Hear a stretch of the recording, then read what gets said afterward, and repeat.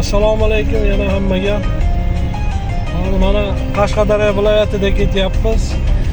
Ko'kdala tumanidan o'tdik. Chiroqchini ikkiga bo'lib, Chiroqchi va Ko'kdala tumanlariga ajratilgan ekan. Yomg'ir juda yaxshi yog'ayapti. Tabiat juda chiroyli.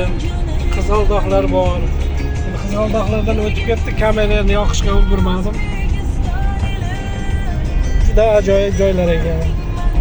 Ayniqsa ob-havo, toza havo, kislorodga boy. Mana qahramon to'yib kisloroddan nafas olib ketyapti. Bo'lmasa o'tirardi ishxonasida.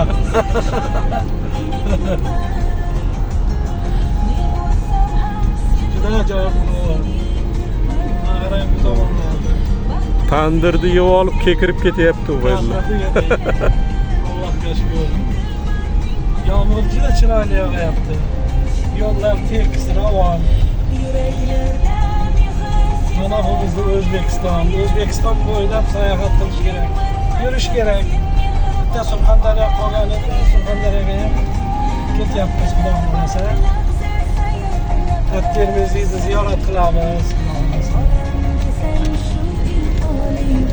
Umuman tarixiy obidalarni ko'ramiz.